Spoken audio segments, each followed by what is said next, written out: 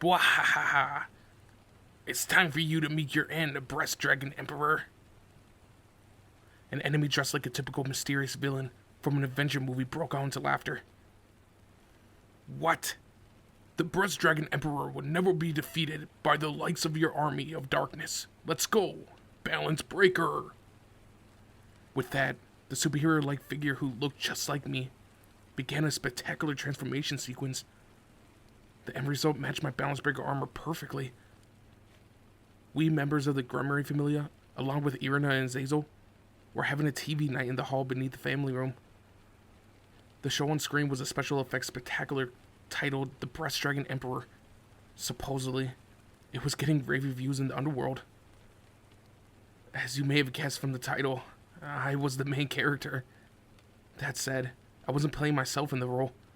Using CGI, my face had been superimposed on top of the actor, around the same height as me. I heard that it was an instant hit. You're a superhero, Breast Dragon Emperor. Koneko remarked dryly from her spot on my lap, her tail swinging from side to side. She sure knew a lot about the going-ons in the underworld. I too had already heard that it became an instant hit. Viewer ratings had apparently hit over 50% with the very first episode. Admittedly, the program's success was rather startling. To think that anyone would make a TV show based on me, and then for it to become popular down in the underworld. The story went like this. Issei Gremory is a young up-and-coming demon who made a pact with the legendary dragon. He transforms to fight an evil organization intent on destroying all demonkind. That Issei is utterly in love with breasts and fights to protect them. And to defeat these evildoers, he becomes the legendary Breast Dragon. Or so I gathered from watching it. The watch party was my first time actually seeing the show in person, and as happy as I was to bask in my newfound fame, I was also kind of embarrassed. The House of Gremory owned the copyright to the work. The Breast Dragon Emperor was making considerable profit. Merchandise and licensing fees and whatnot. Demons sure knew how to move fast when they spotted a business opportunity, huh? They had even sent me a prototype version of the boosted gear toy. It was incredible, albeit a bit creepy, how close it was to the real thing. It even played a bunch of catchphrases from the embedded speaker. The way that they recreated the boosted gear scale mill is amazing. It looks just like the actual thing. Kiba nodded as he munched on his popcorn. Even I had to admit that the studio had reproduced the armor incredibly faithfully. Let's go, evildoers, take this, Dragon Kick! The armor-clad Breast Dragon performed a flashy special technique against the mystery villains, engulfing them in an explosion. However, the protagonist found himself in hot water only a moment later, when the enemy leveled his latest weapon at him. Yet, when all seemed lost, the heroine appeared. Breast Dragon, I'm here! A young woman garbed in a dress entered the scene. The Prez. Of course, it wasn't the real Prez, just an actress with a similar build, whose face had been digitally altered to resemble Rias. Ah, Switch Princess! Nothing can hold us back now! With that, the Breast Dragon touched the Switch Princess's chest. Whoa, hold on. Why is it having such an effect on him? And what's with that name, Switch Princess? Isn't that what Biko called her? Is that her official title now or something?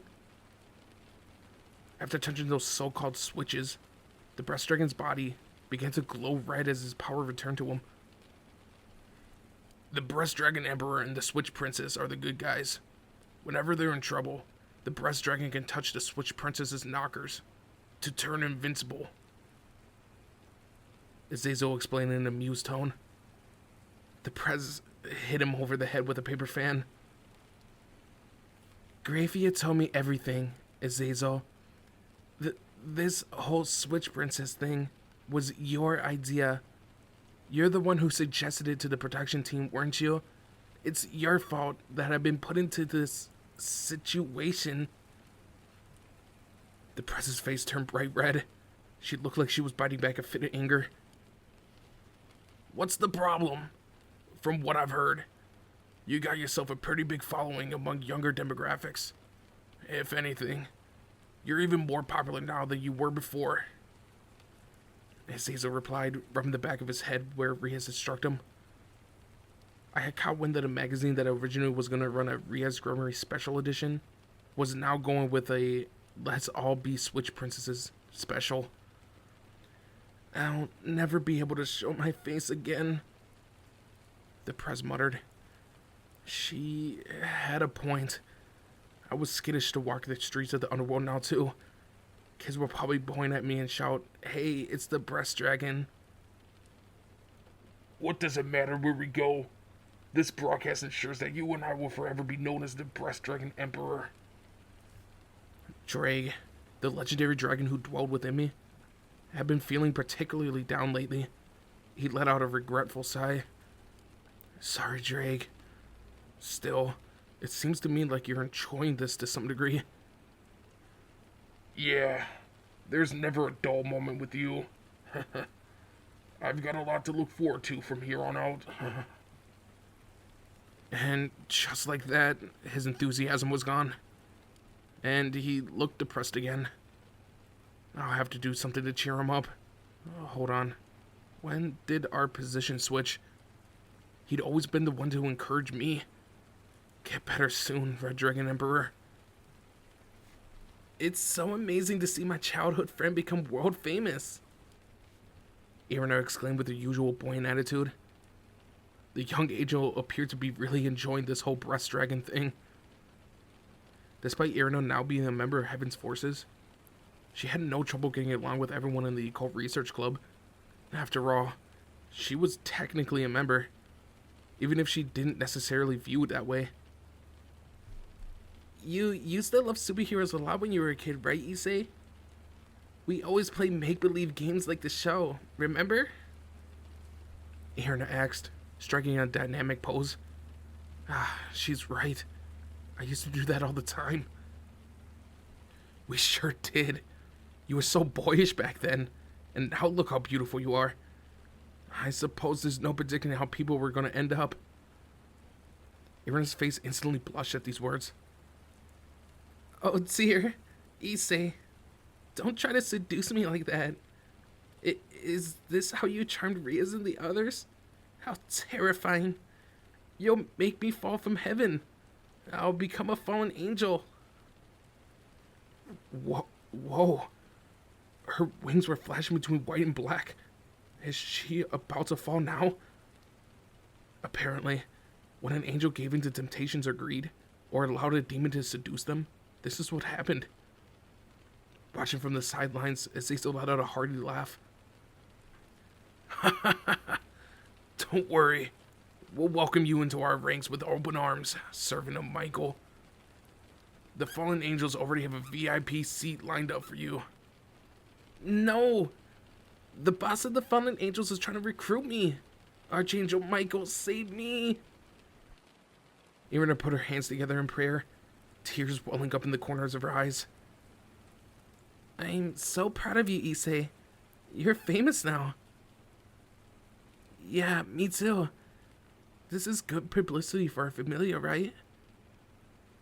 From beside me, both Ozzy and Zenobia flashed me warm smiles. Strange though as it was, I couldn't deny that this breast dragon thing was a success. It had all come as a bit of a shock, and I was embarrassed about it, but I didn't dislike it. Heck, I was grateful. This fame could be one more step on my journey towards earning myself a higher status in Demon Society.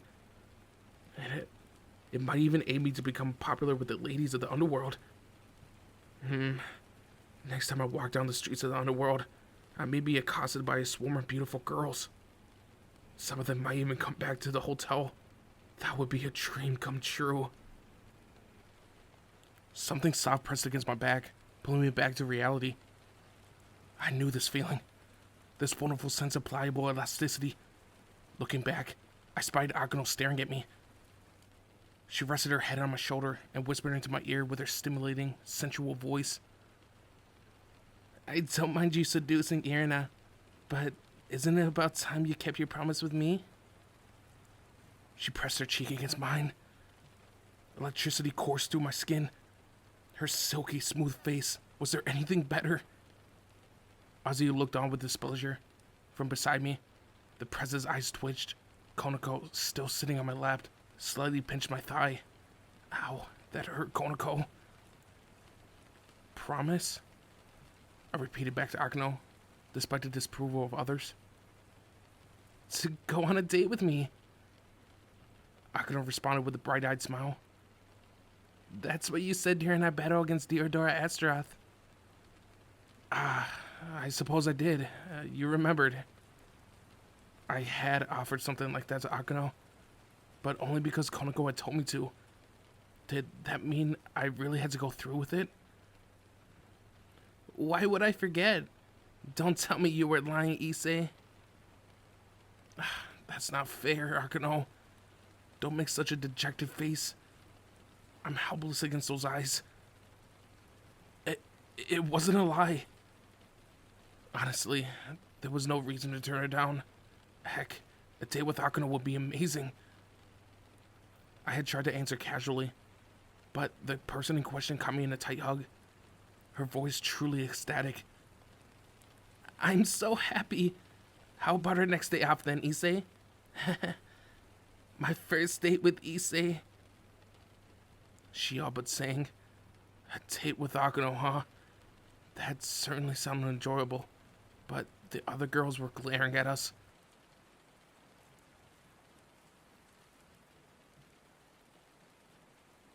It was time for a daily lunch break at Kuo Academy.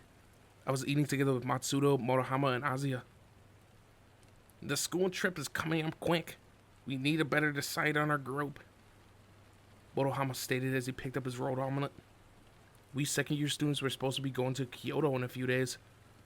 With everything else that had been going on, I had forgotten all about it. The second-year school trip came pretty soon after the sports festival. It was supposed to be around the period that we changed into our winter uniforms. That said, there will probably still be some lingering summer heat. The groups are 3 or 4, right? I asked. Matsuda nodded. Yup. That's how many each room at the place we'll be staying at can hold. I guess we'll bunk together, right? We're the 3 least popular guys in class, after all. As if that needed saying. I was already painfully aware of that fact. After the life and death struggle I had gone through during the summer vacation, my reputation seemed to have improved a little. But that didn't change the fact that all the girls at the school still thought of us 3 as the perverted trio. There were more girls at Kuo Academy than boys, so once our reputations had been established, they were incredibly hard to break free from. At least I had friends in Azuya, Zenobia, Irina, and Kiryu, though. We even ate lunch together regularly. Every other girl avoided me like the plague, however. Hey, perverted trio. If you think that you can handle 4 beauties, how about you pair it with our group during the trip? Proposed the glasses-wearing Kiryu with an especially lecherous grin. Saying handle like that totally gives me the creeps. Teaming up with the beauty trio. That's excluding you, of course. Matsuda bobbed his head in thought, and Kiryu slapped it from behind. Shut up, or we'll exclude you. So how about it? What do you say, Hio? You're not gonna turn down Azuya, right? Will you join us, Issei? Azuya pleaded with a sweet smile. There's no way I can refuse when she asks like that. Of course. I'm definitely okay with it. Yes. Azuya and I forgot all about our lunches, embracing each other in a wide-armed hug. You both look like you became a lot closer since the sports festival. When you aren't talking to each other, you seem to be staring all lovey-dovey. Kiryu remarked as she adjusted her glasses. Azuya and I are one in body and mind. We're always together, right? With that, I opened my mouth to let Azuya feed me a piece of sausage. Yes, I'll always be by your side, Issei. Recent events had undeniably brought me and Azuya close together. Before, I thought of us as something akin to brother and sister, and had always tried to protect her as an elder sibling would have. But now, well, after that kiss, I had been feeling strangely aware of Azia. Rather than a sister, I had started thinking of her as a girl I was close to. Consequently, she felt even more precious to me. I had always treasured Azia and thought of her as lovely, but after rescuing her from Diodora, I realized that she was an irreplaceable part of my life. I want to be with her forever, I had thought to myself resolutely, not as a lover, but as a family member of the opposite sex, no longer a younger sister. Ozzy and I would stick together until one of us passed away. I was sure of it. Whether that would be 100 or 1,000 years from now, I didn't know. But I would treasure Ozzy for all my days. Oh, and we had one other secret. Since that whole affair with Theodora, Ozzy greeted me with a kiss on the cheek every morning. Well, seeing as that's how it is, we'll team up with you guys. Ozzy is too pure-hearted to leave with anyone else. She wouldn't be able to turn down someone else's advances. You'll keep her safe though, right, Kyoto? This way, Zenobia and Irina won't have to worry about her either. Zenobia paused between bits of her unusually large lunch, nodding. Yeah, I'm good joining Issei too. It would be more fun with him. Irina agreed with a bread roll in hand. Damn you! Why does Issei have to be so popular? Why are you so cruel, God? I want a beauty like Azia to hug me. Matsuda wailed at the top of his voice. God is dead, buddy. It's merciless, I know.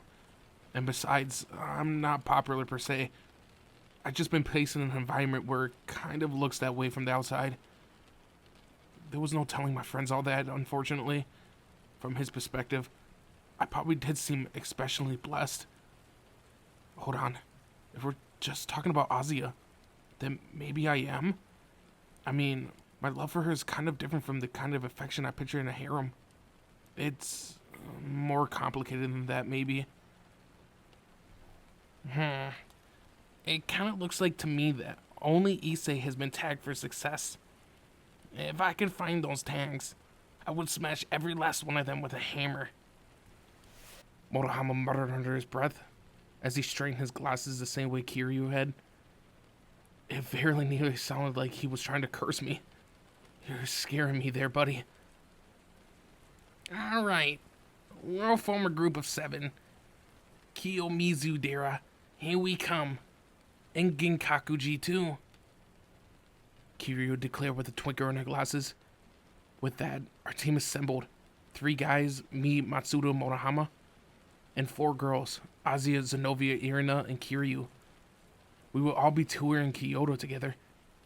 Next, we would have to decide where we wanted to go in the city and inform our teacher. There was supposed to be a place called Tenryuji, the Temple of Heavenly Dragon in Kyoto, right? Seeing as one of the 2 heavenly dragons resided inside me, checking out that place felt like a good idea. Our school trip was right around the corner. In that case, perhaps I should invite Ozzy and the others to go shopping, so we could pick up whatever we might need beforehand.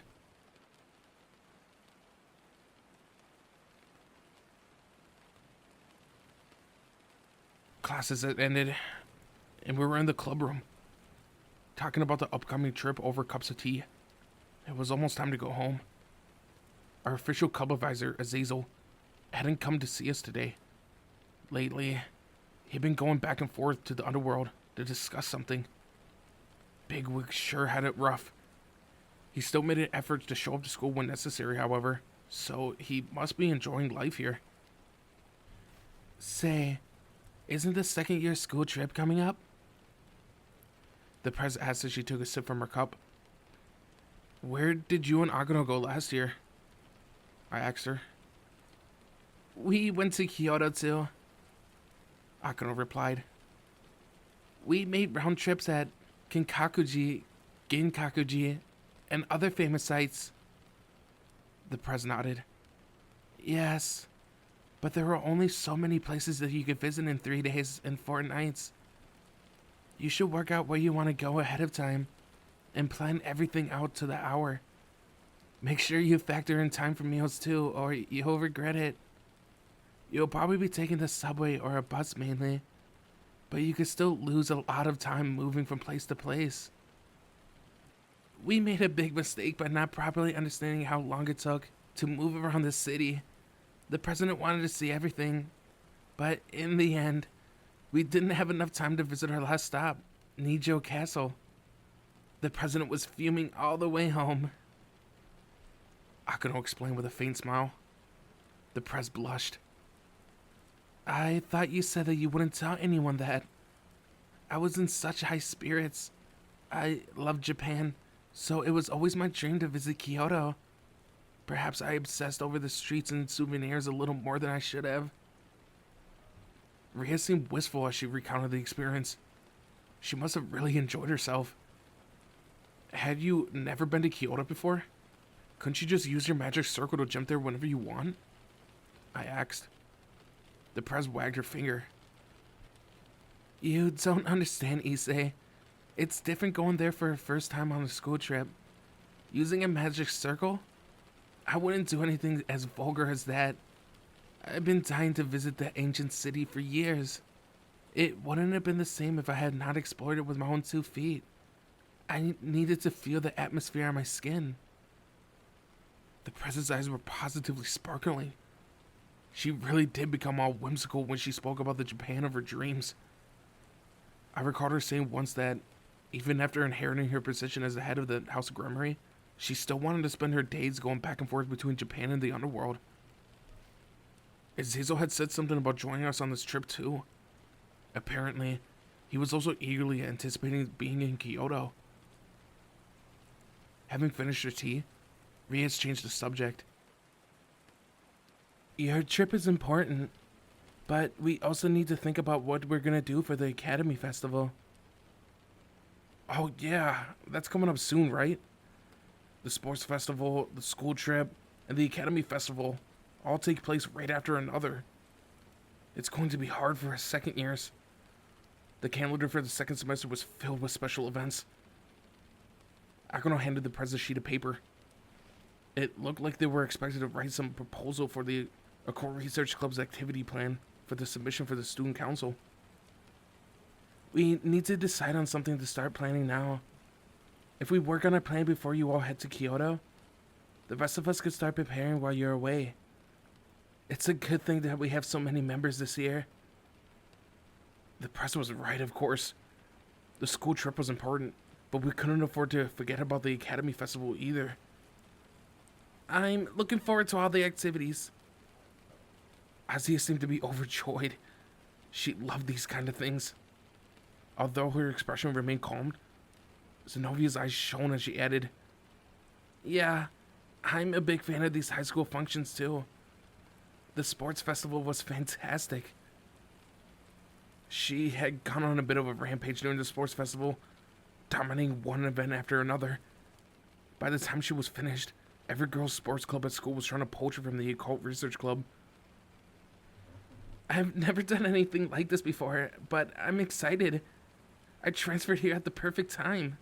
Surely, this must be Archangel Michael's providence. Irina proclaimed, offering a prayer up to the heavens. Our church maiden trio was definitely pumped about the Academy Festival. Maybe it was because they missed all the pageantry and tradition of the church, and this felt similar. Last year, you did a haunted house, right? I wasn't a member of the Occult Research Club back then, but everyone was talking about it. I heard that it was pretty realistic, I said. I hadn't visited myself, but one of my classmates had, and later told us how lifelike everything had been. The ghosts and monsters had apparently looked like the real thing. Yeah, I'm sure it was scary. We did use real monsters after all. The press stated as if it were nothing. Real monsters? I repeated in surprise. The press affirmed with a relaxed smile. I had asked some creatures that weren't a threat to humans to aid us in the haunted house. They were in need of work too, So it was a win-win for all of us. We owe last year's success to them. The President Akeno broke out into amused, sisterly chuckles. The student council was a little angry at us afterwards.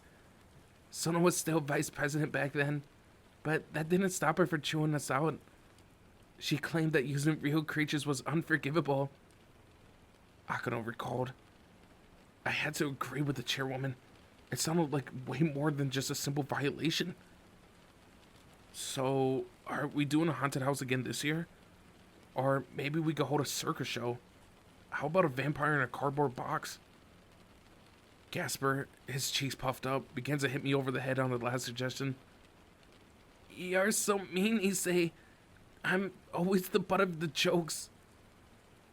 Teasing one of my underclassmen was a privilege of being an upperclassman. I planned to keep messing around with Gasper until the day I graduated.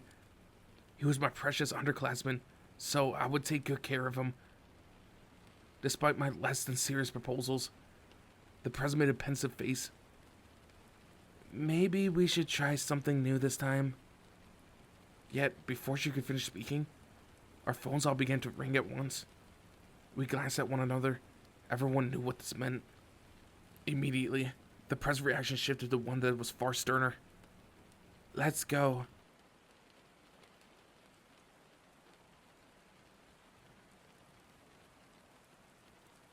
With Irina in tow, the rest of the Gremory Familia and I made our way to an abandoned factory on the other side of town. The sun had already set, and the sky was getting dark. We could sense the presence of several individuals inside, along with an unmistakable feeling of hostility and murderous intent. So, you're the Gremory Familia. You don't waste time getting here, I see. A man clad in a black coat approached us out of the darkness. Various humanoid figures were lurking out of the shadows around him, all watching us. There had to be at least 100 of them. The press stepped forward, addressing the speaker in a cold tone of voice. You're with the Chaos Brigade's hero faction, I presume? Greetings, I'm Rias Gremory, the high-class demon entrusted in watching over this town by the three great powers. The man's lips curled in a smirk at the salutation. I know who you are, sister of the Demon King. And we are here to purify this town's demons, to save it from you. He glanced at us each in turn, clearly regarding us as filth. Yep, this guy belongs to the Chaos Brigade's so-called hero faction.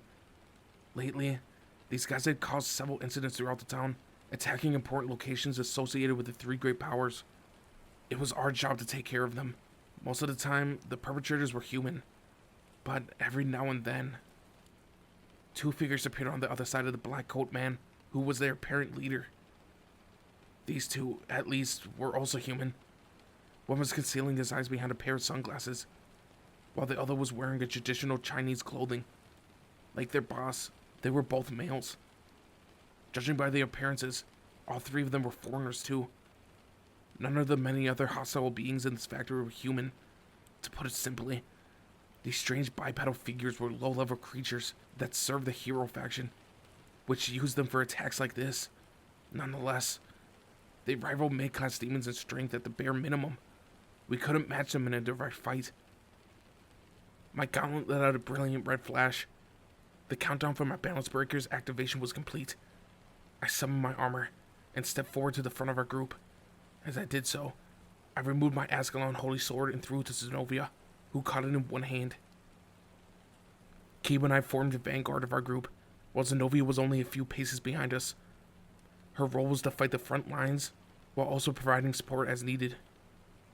Irina, Koneko, and Gasper stood in the middle of the formation. Their duty was to support those leading the charge while guarding the members of the back. Koneko and Irina in particular were to defeat any enemies who managed to make their way past the vanguard. The rear guard was composed of the Prez, Akeno, and Azia. Naturally, the Prez issued orders while simultaneously providing aid. Akeno's duty was attacking from long range with demonic magic, while Azia was responsible for healing anyone who got hurt, including Irina. This was the signature arrangement of the Occult Research Club, 333. Without my balance breaker, I would be assigned as a support in the middle. changing the formation to 2-4-3.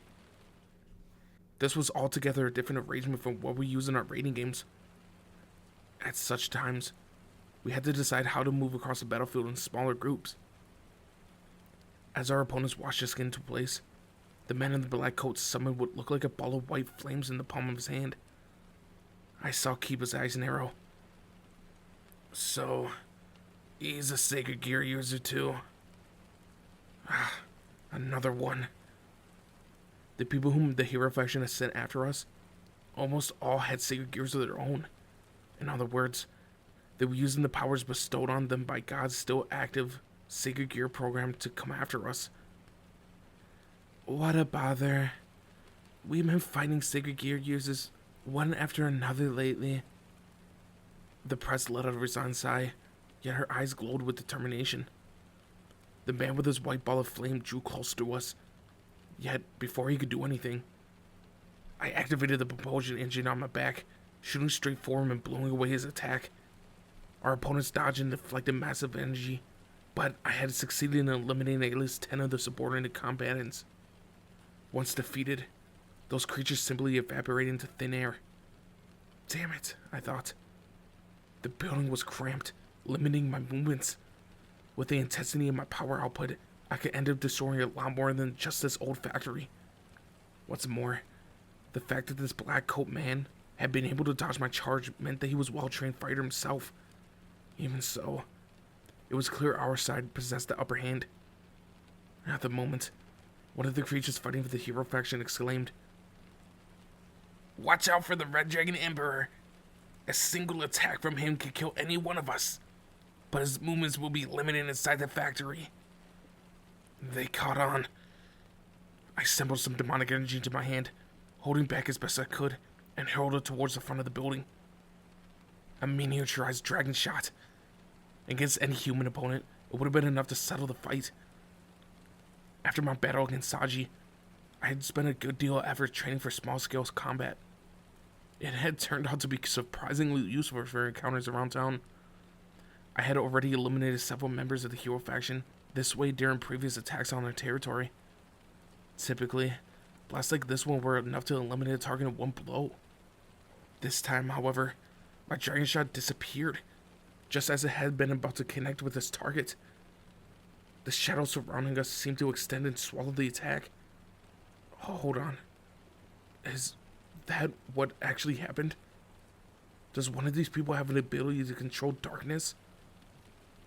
It was the man with the sunglasses, his sacred gear. Kiba lunged forward with incredible speed. He brought his holy demon sword down on the sunglasses-wearing man. Unfortunately, the shadows surrounding him moved quicker, engulfing Kiba's blade in a fraction of a second.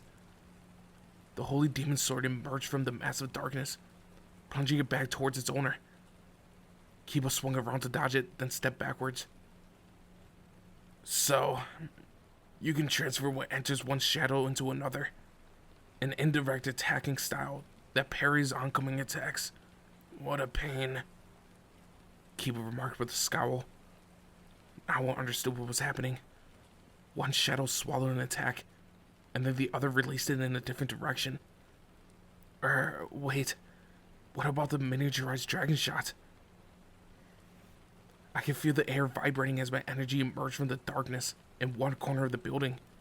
Sure enough, a red sphere of power was flying straight to Azia. Zenobia had sensed the danger to Azia as well, but she was busy taking care of a large group of opponents. Don't you even dare! I quickly gathered another mass of energy, hurling it at the dragon shot, veering towards Azia to destroy it. The two projectiles collided with a violent explosion that coursed through the derelict building. Don't you dare lay your finger on Azia! Zenobia cried out, shielding her. Thanks, Zenobia. She acted incredibly swiftly whenever Azia was in danger. We had all agreed to work together to defend our blonde beauty. Not just because Azia didn't have much in the way of combat abilities, but rather, as our healer, she was an essential member of our team. We couldn't afford to lose her in a fight. Whenever she was in danger, the person best able to respond as quickly as possible would rush to her aid. On this occasion, that had been Zenobia. A blue glint from behind the blast caught my attention. It was the man in the Chinese outfit, wielding a bow and arrow formed of concentrated light. This was bad. Light was poison to us demons. And we were dealing with a foreign sacred gear. There was no telling what kind of special abilities that weapon might possess. Sure, I had my Red Dragon Emperor scale mail to protect me, but if any of the others sustained a direct hit, they would be in critical condition. A luminous bow lanced forward and then changed direction in midair. It could change trajectory even after release. A different shot of concentrated light came flying overhead from behind. The two projectiles collided in midair, destroying each other in a brilliant flare. Leave light-based attacks to me. Glancing back, I saw Irina. As a reincarnated angel, she was capable of wielding holy light. She must have hurled a spear to counter our opponent. That was the sound of something freezing over and cutting wind. Akeno had hurled a volley of light spears, generated with her demonic magic, at the man in the Chinese outfit.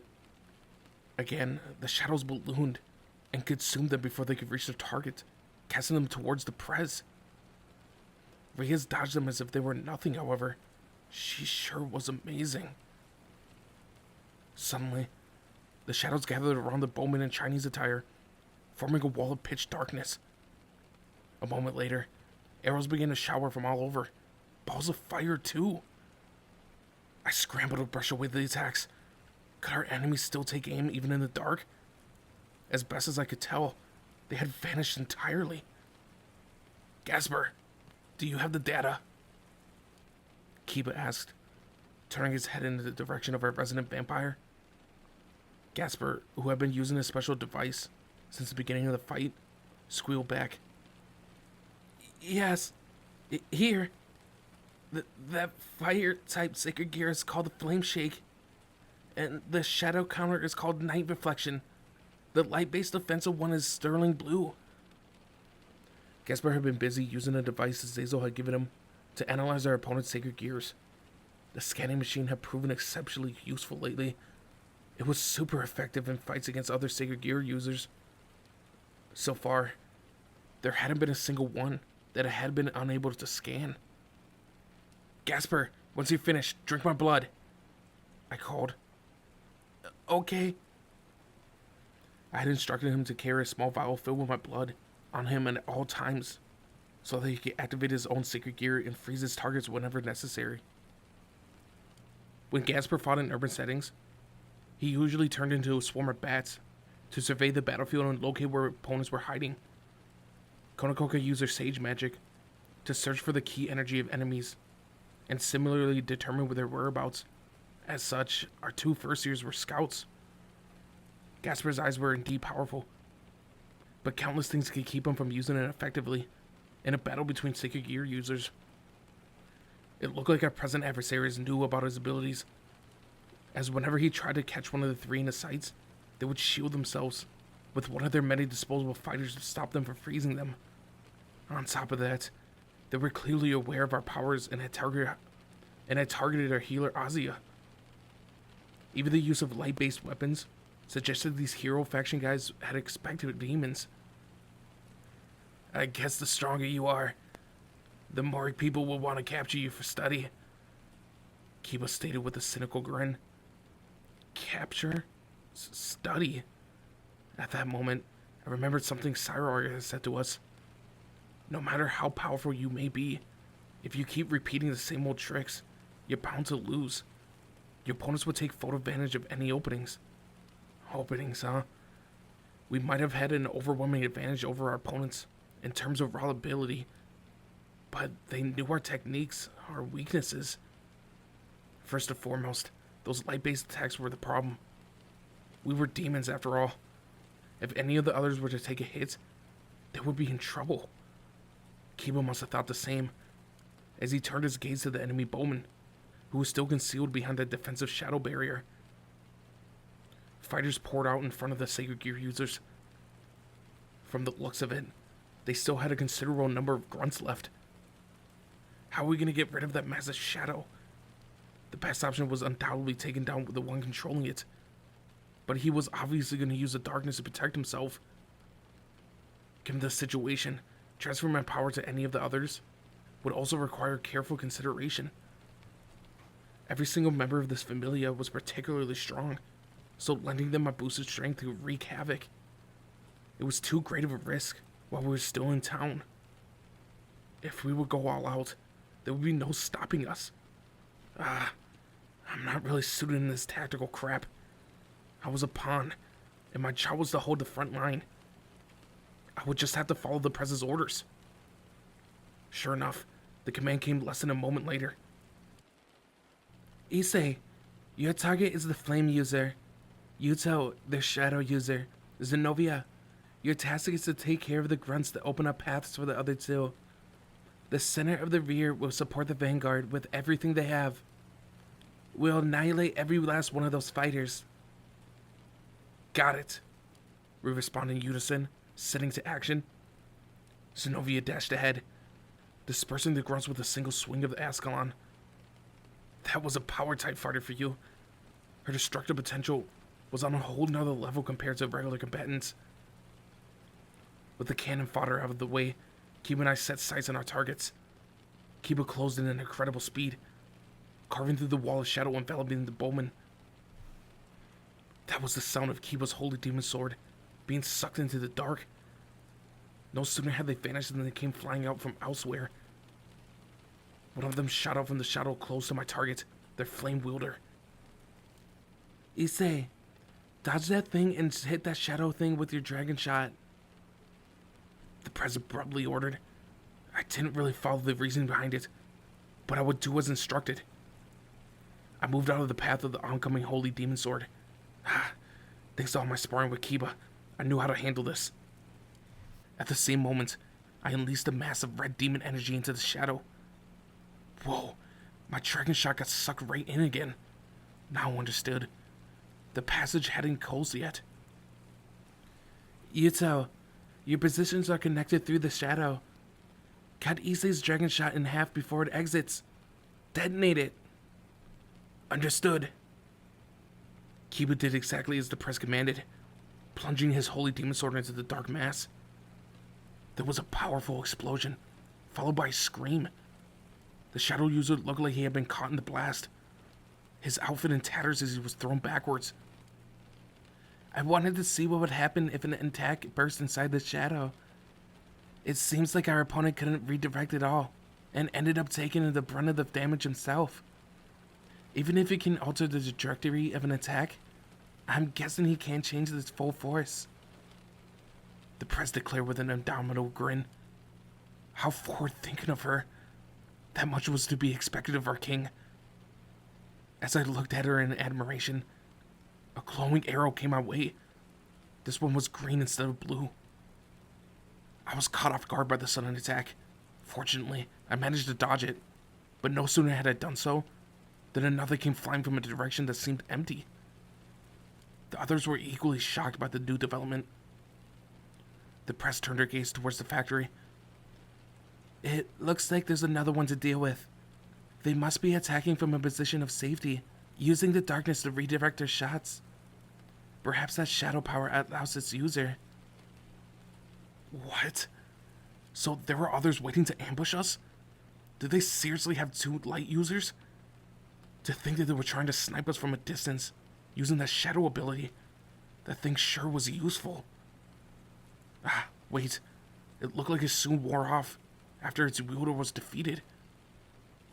Gasper, who was still staring at the screen of his scanning device, suddenly cried out. Amazing!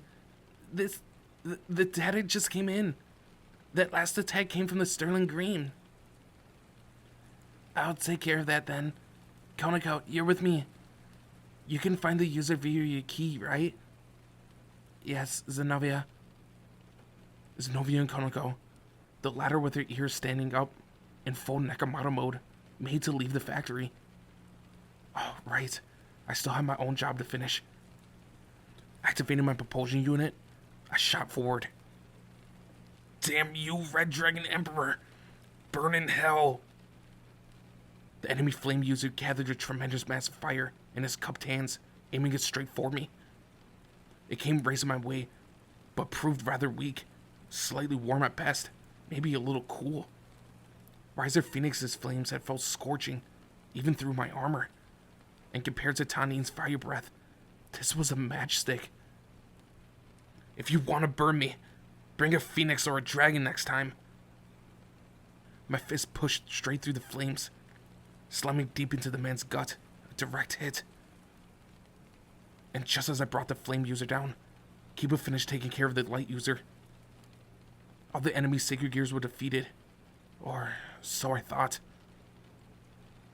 The shadow user, whom we all thought was beaten, rose back to his feet, letting out a shrill cry. A black haze wrapped around his body before spreading farther, stretching out to envelop the whole factory. What is this chill creeping down my spine? I could sense the strange power in the darkness, as if something had undergone a sudden change. A burst of light erupted under the shadow wielder's feet, as a magic circle took shape. I had never seen that design before. It looked like a teleportation array, but it clearly wasn't a demon one. It had none of the usual design features or symbols. A fallen angel one, maybe? I thought. Even if it was, I still didn't recognize it. I had seen Azazel use magic circles countless times before, so I knew what to expect from them. This one shone in a different way. It closed in around the shadow user, and with a momentary flash, both it and our opponent vanished.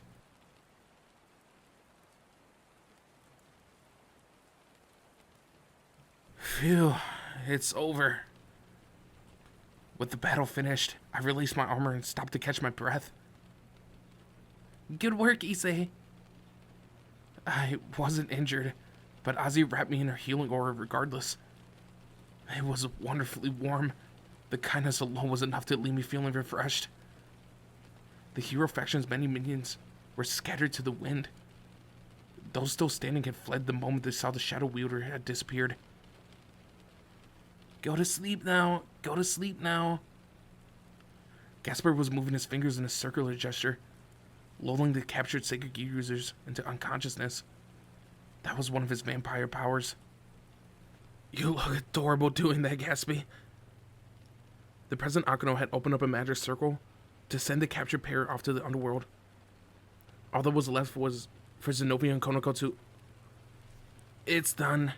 We roughed them up a little bit, but we didn't kill them, Zenobia said, carrying the figure of an unconscious man over her shoulder. Koneko was following along behind her.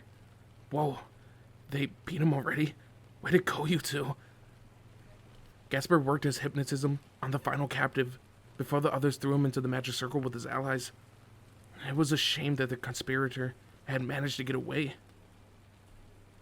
Officials in the underworld can handle them now. Unfortunately, I don't think that we'll be getting useful information from them, the press stated with a sigh. We had sent other Sacred Gear wielding captives from the hero faction to the underworld previously, but somehow, all memory of their involvement with the group was erased by the time of their arrest. We still had to send this new batch just to be sure, but our chances seemed low. It appeared that the hero faction used some sort of memory adjustment programming whenever it sent operatives to attack one of the three great powers, erasing their memories from the event that they were captured. From what I heard, it was almost impossible to restore memories once they were wiped. I preferred sending them onto the underworld while they were still alive. It certainly beat the old principle of killing terrorists without exception. Speaking of unusual situations, after my battle with Theodora, my own Sacred Gear had undergone a bit of an evolution. The main transformation was to my balance breaker, whereas it used to take me 120 seconds to activate it before, I could now do so in 30. On top of that, the length of time that I could maintain it had improved considerably, up to 2 hours a day. According to Drake, if I was in good physical and mental state when I did it, I might even be able to pull off 3 hours. I could also trigger my balance breaker multiple times a day too. So long as the total never exceeded 2 hours, I could activate it as much as I liked. As such, its two major shortcomings had improved considerably. It was an incredible step forward. Seriously, I was overpowered now. And that was all because of that juggernaut drive phenomenon. That didn't mean that I had nothing to worry about, though. I still hadn't caught up to Volley. You know, it isn't easy for us, a superpowered offensive team, to fight when worrying about collateral damage, I said to Kiba. He flashed me a bitter smile. It can't be helped. With our abilities, if we didn't hold back, we would end up destroying the whole town. That was undoubtedly true. There were people in nearby homes and buildings, so destroying them would be out of the question. Even if we were in an abandoned area, causing too much damage would risk alerting townspeople to what was going on. If we think about this as a supplementary rule for our raiding game, it's good practice. We've already had to fight under similar conditions before, after all. The press was right about that. The more raiding games we played in the future, the more we need to find ways of dealing with limiting rules. Approving to such handicaps will prove advantageous for surviving future battles. To be honest, I had to admit that the experience that we gained fighting the Gremory Familia had helped us grow. I could regulate the powers of the Red Dragon Emperor to a decent degree now. They are wising up, Kiba muttered with a sigh. What do you mean? I questioned. Some of these assassin sacred gear users have special skills. A fair number of them possess support and technique type abilities that are especially effective against demons. At first, they were all power and wizard types, remember? I wonder if they're adjusting their strategy. Come to think of it, it felt like each time we engaged members of the hero faction, our battles are stretching longer and longer. We had won every fight, of course, but there was no denying that our opponents were developing firmer grasps on our combat style. Their assaults had been monotonous and straightforward at first, but they had gradually started to employ abilities that we weren't familiar with. The shadow-type sacred gear they had sent this time was one such example. Izezo did say there are a lot of unknowns when it comes to sacred gears, Koneko remarked. The president nodded in agreement. Yes, that would explain why they try to absorb and deflect Red Dragon Emperor's powers and Kiba's holy demon swords. They must have realized that if they can't block our attacks outright, there are still other ways that they could defend themselves. There's something I'm a little unsure about. Do you mind? Erna asked, timidly raising her hand. Please, go ahead, the press urged her. It seems to me that the hero faction is acting pretty strangely, if they're attacking just to gather intel on us. Strangely? Zenobia repeated. Erna nodded. I mean, if they really want to defeat or capture us, they should be able to use the data from 2 or 3 encounters to put together an effective plan to strike us for real for the 4th time, right? But they hardly changed, even after the 5th battle. At first, I thought they were acting overly cautious, but now, I wonder if the leaders are up to some kind of weird experiment. On us? Akeno inquired. Erna tilted her head to one side. More like testing their sacred gear uses, maybe. It's just the feelings, so I can't say anything for sure. The hero faction has sent forces to other places, under the dominion of the 3 great powers. Maybe they're just simply looking to duke it out with strong people? We fell silent at the possibility. I let out a groan of consternation at Erna's fresh opinion. Her theory did make sense. I had assumed that the hero faction was simply trying to eliminate influential members of the 3 great powers. Yet, if they had some other reason for sending sacred gear users into battle against us, a dramatic transformation, Koneko murmured. Our expressions all stiffened. It couldn't be. Don't tell me, I whispered, my voice dismayed. They're sending all those people out to push one of them into balance breaker mode? Issei, remember how the shadow user acted just before disappearing into the magic circle? Doesn't it seem like that's what it was? Kiba asked. I failed to find any evidence to deny it. There had been an odd atmosphere about the shadow user. It certainly had looked like he gotten his hands on something new, something different. But was it really a balance breaker? Is fighting us enough for one of them to reach that level? I wondered aloud. The present narrowed her eyes in thought. The Red Dragon Emperor, a wielder of holy lightning, one fighter with holy demon swords, another with the Rondal and Ascalon, a time-freezing vampire, a Nekomata gifted in sage magic, an exceptional healer, Issei. From our opponent's standpoints, we're a force to be reckoned with. Regardless of whether they win or lose, battling us must make for an extraordinary combat experience for regular humans. So they would just farm us like rare boss encounters to rack up experience points? I suppose that did make sense. I had just needed a good deal of practice myself. First from training with Tanin, then from fighting a descendant from the legendary Sun Wukong, and a Nekomata skill with sage magic. Ultimately, it was the presence breast that had pushed me over that line. That last step was probably different for everyone. What a crude method. Kiba spat. I get the impression they don't mind throwing away dozens or even hundreds of their people, so long as at least one of them can reach their balance breaker.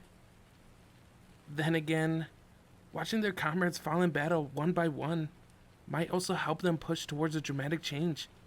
Either way, it's so dreadful, Irina said. The prince shrugged.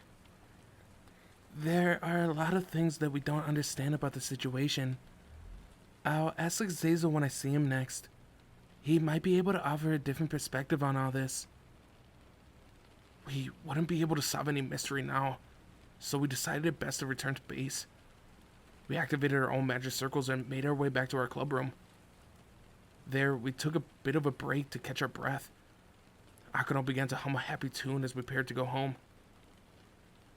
Well now, Akeno, you look pleased. Did the fight help satisfy your sadist desires? The press asked. Akeno responded with a broad smile. No, that isn't it. Oh, I can't help but smile. Tomorrow, I'm going on a date. Issei will officially be my boyfriend. Right. Tomorrow was the day of our date. The air suddenly went cold. I could feel the murderous gazes of the women in the room fall upon me.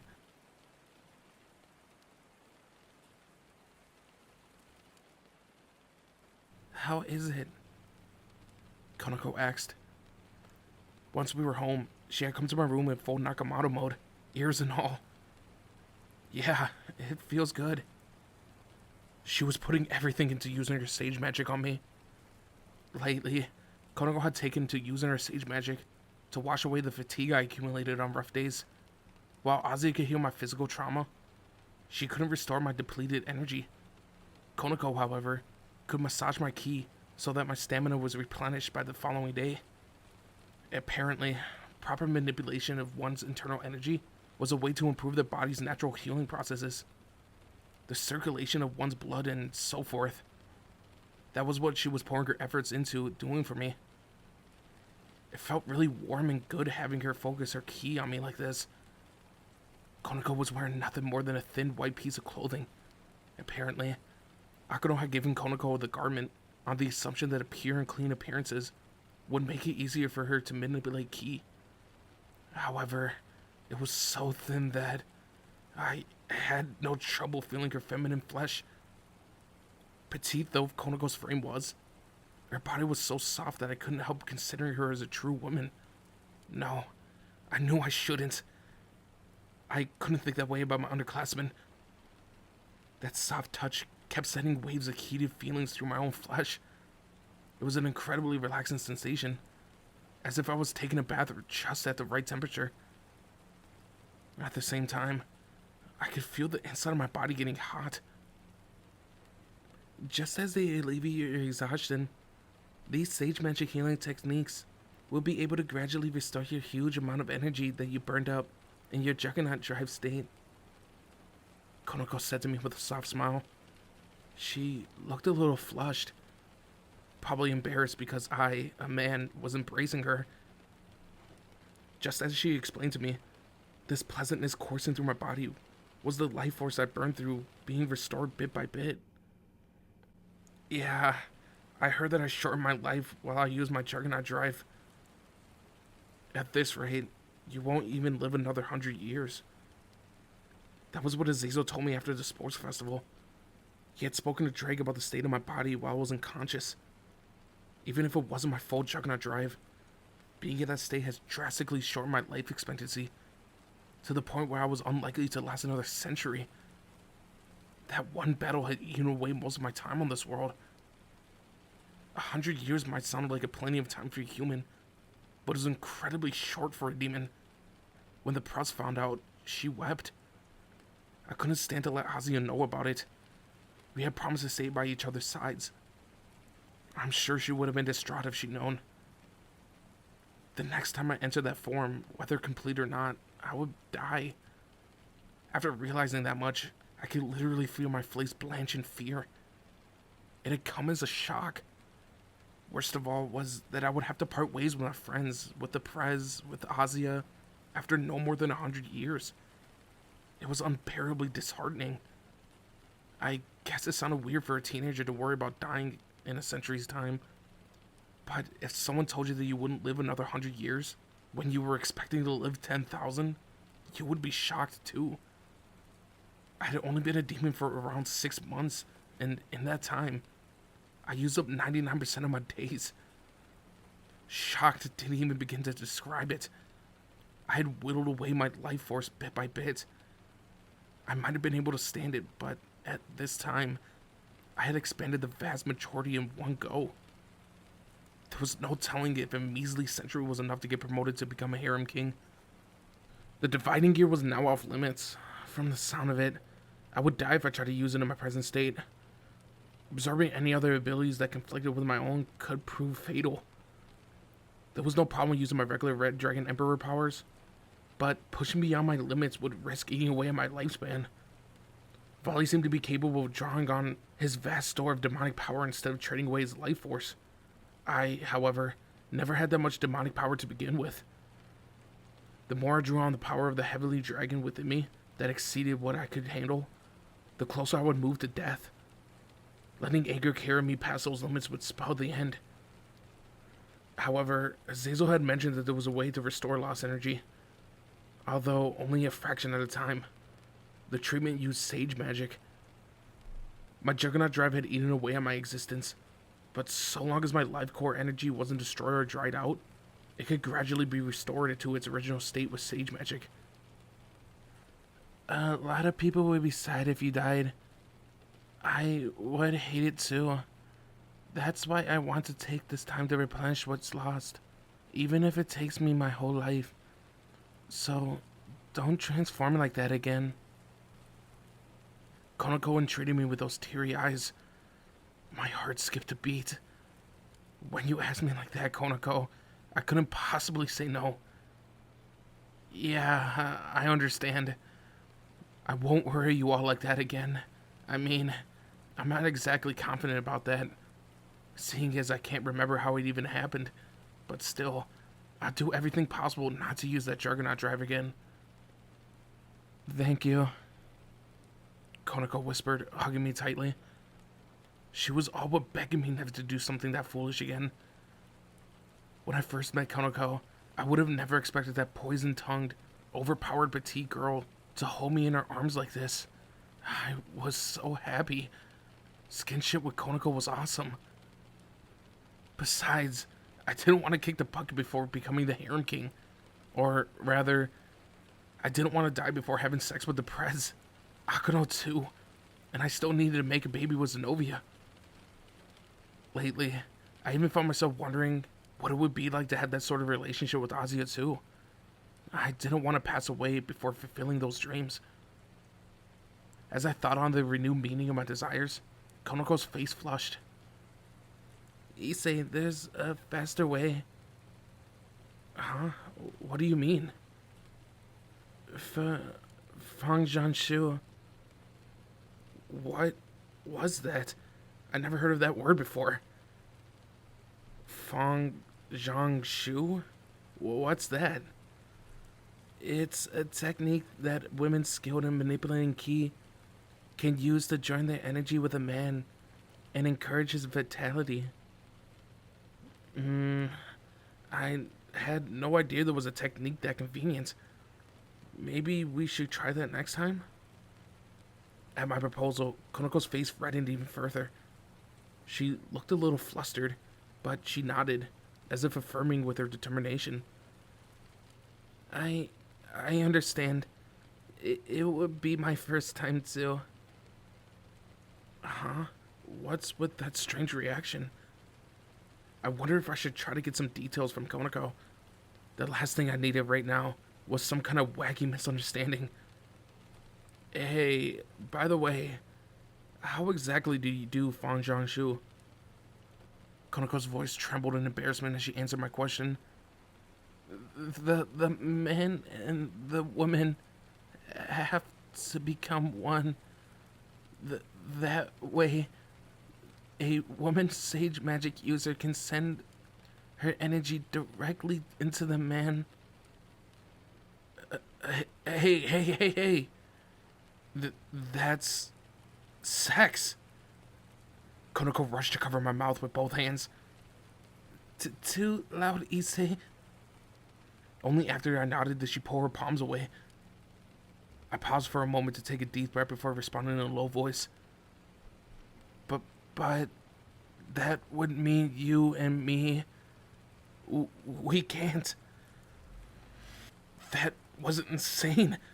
I would have never imagined that Fang Shu, or whatever it was called, was actually sex. Am I not good enough? Koneko was staring up at me with sorrowful eyes. Perhaps it was me, but she looked way sexier than usual. No, that's not it. I mean, you're my underclassman, and it's still... It was all too soon. Still, I swallowed my words. I knew at once that they would only upset her. I'm grateful, really, but if we aren't careful, you could end up getting pregnant. But you're a yokai, and I'm a demon who used to be human, so I guess maybe that's impossible, right? No, when Nekomata have children, it's usually with men from other races. Most of the time, they're human males.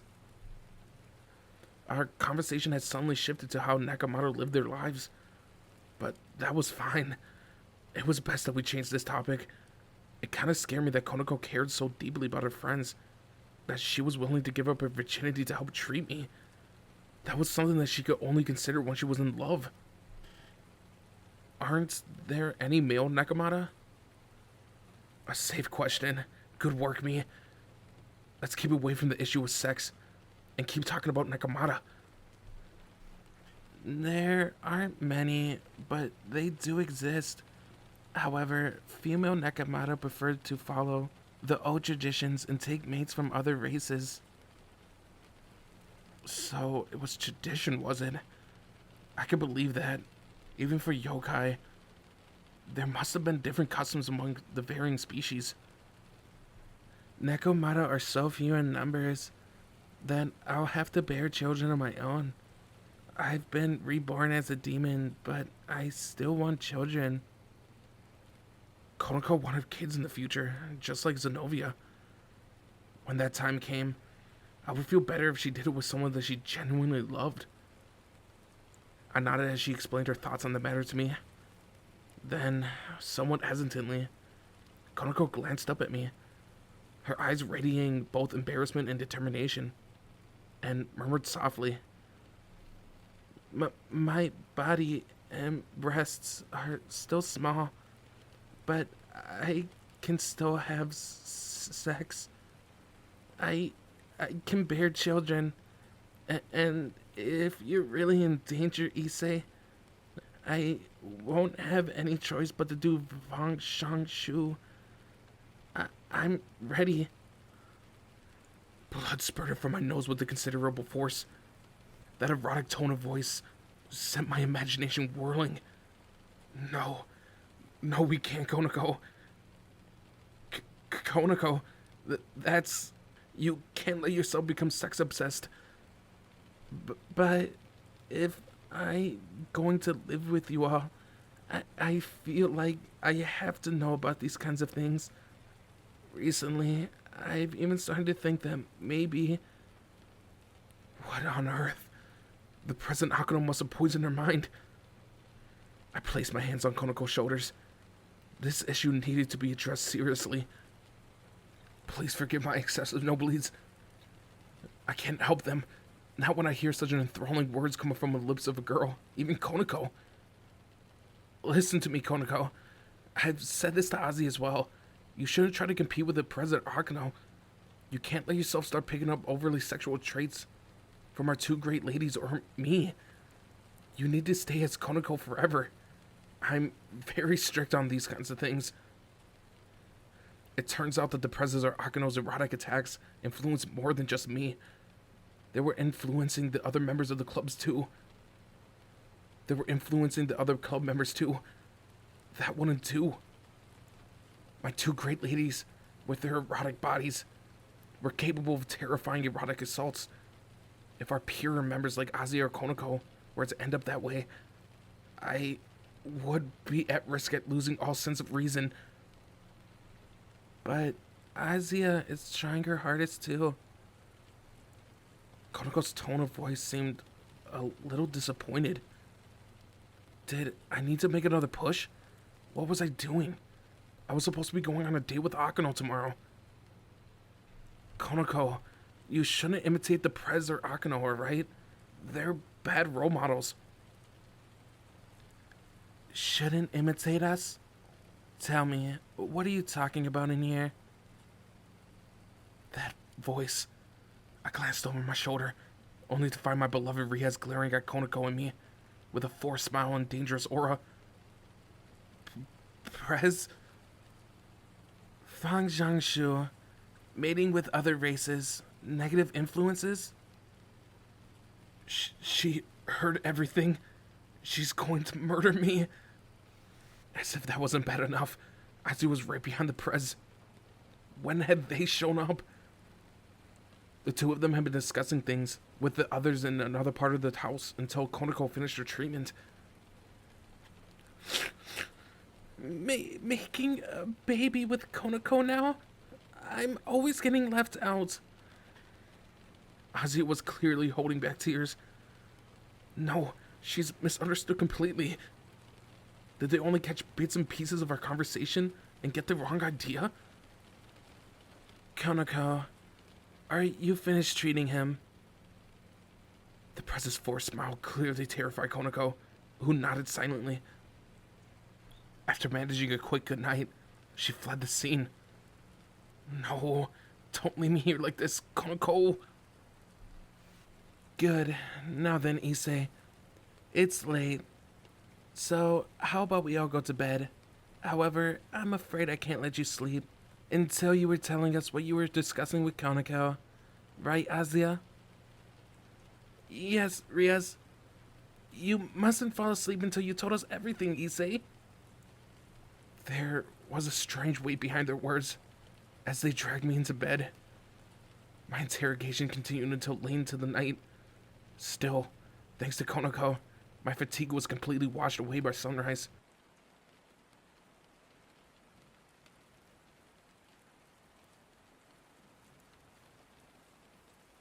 The following morning, on my day off, I found myself waiting outside the convenience store by the station. Akeno and I had agreed to meet there. Going on a date was certainly a nerve-wracking experience. My heart was racing. I had taken special care of my appearance today. Even if Akeno and I saw each other practically every day, I still needed to dress properly. I glanced around at my surroundings.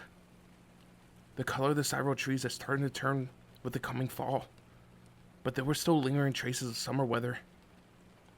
I was wearing my long-sleeve casual clothes, but maybe I should have chosen short sleeves. Just before our agreed meeting time of 10 o'clock, a girl of a similar age to me appeared, wearing a cute, frilly dress. Akeno? Sorry. Were you waiting long? No. I blinked my eyes to make sure they weren't tricking me. My heart was thumping in my chest. Akeno was wearing her hair down and was sporting typical clothes of a young woman her age. Plus, this was my first time seeing her in boots. Maybe I had been letting my thoughts get carried away, but I was expecting her to wear something more reserved and mature. This must have been how she dressed when she was out with the press on casual business. She truly looked nothing more than a cute high school girl in those clothes. Based on her appearance alone, she could have been in the same grade as me, or even younger for that matter. Somehow, Akeno seemed more beautiful than usual. I mean, she was always beautiful, but today was especially so. Or maybe cute better described it. That adorableness commanded all my attention, and eventually, Akeno spoke up about it. You're embarrassing me a little. Staring at me like that. Is something strange about the way I look? I shook my head vigorously. You're super cute. Amazing. My straightforward opinion clearly left Akeno flustered with joy. She would have usually given her characteristically mature "oh dear" or "oh ho ho," but today, she seemed like an innocent maiden. It was a complete role reversal. Today, you're my boyfriend, Issei, so I'm going to treat you like one. For the whole day, okay? The way that she was shyly glancing up at me, with those upturned eyes, was no fair. I couldn't resist this, and she knew it. Please. With my heart racing as fast as it was, that was the best I could manage in response. Even so, it was enough to make Akeno break out in a glowing smile. I'm so glad. Thank you, Issei. Her joyful expression was utterly adorable. This was bad. That simple look possessed deadly power. Suddenly, I felt a murderous pressure cut short of my sense of delight. When I cast my gaze over our quiet surroundings. What? My eyes caught a flash of red. Narrowing my eyes, I spotted a crimson-haired figure wearing large sunglasses and a wide-brimmed hat, lurking behind a distant telephone pole. She was staring our way. And there was a tearful blonde-haired girl wearing glasses. Behind her stood a petite figure with cat ears, tucked under a wrestler's mask. Even further back was a suspicious-looking guy in a paper bag over his head. Last of all was Kiba, dressed as usual, waving a hand apologetically. Yeah, it was the president of the club members. Had they decided to follow us in disguise?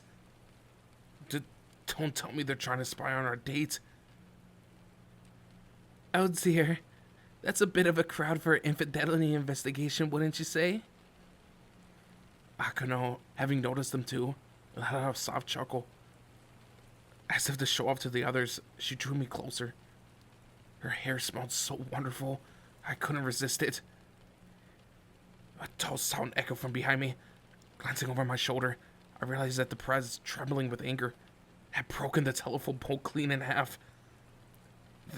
That was terrifying.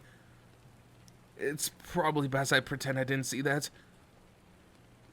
Shall we get going? Please. And so, Akeno and I made our way into town.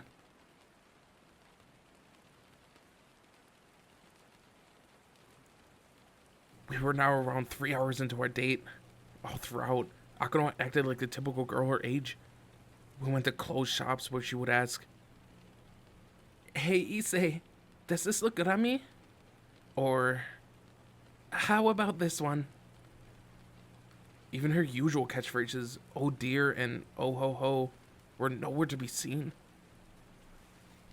"It's delicious, don't you think, Issei?" Akeno inquired when we bought a crepe at a street stall. We had held hands as we walked through town. She was holding on so firmly that it was as if she was proclaiming her reliance on me. My heart wouldn't stop thumping the whole time. It was the day that I realized how incredibly cute Akeno was. Maybe she only showed the side of herself to someone she considered a boyfriend? Normally, this popular Japanese beauty maintained sophisticated mannerisms, a mature way of speaking, and an elegant and noble persona. Yet, right now, she was behaving like a complete teenager. Anyone who saw her was sure to fall head over heels. No, she was already bewitching enough in her usual form, and now that cuteness was enough to KO a guy with a single glance. If Akeno had a boyfriend, she would probably act this way while on dates with him. She didn't have such a lover at the moment, so she was using me as a substitute. One day, she would do this with someone else. The moment I realized that, I found myself seething with jealousy at that future guy. Damn him. I was burning with envy. That gave rise to a new idea in my mind. I wanted to have so much fun with Akeno today that any future boyfriend of hers would get jealous of me. Thus, I took Akeno's hand in my own and declared, "Let's go to the aquarium today, and an arcade. We have to do everything." Akeno appeared shocked at first, but she quickly beamed. "Okay." She nodded. Damn. That smile of hers brought me low with just one shot. Yeah, you're seriously adorable today, Akeno.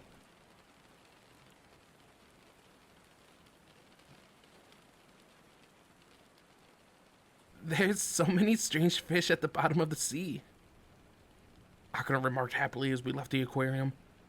We had visited the aquarium after having a bit of fun at the arcade. It hadn't been especially large, but it had a nice atmosphere about it. Our hands were clasped the whole time, and whenever we saw an unusual fish, we laughed together.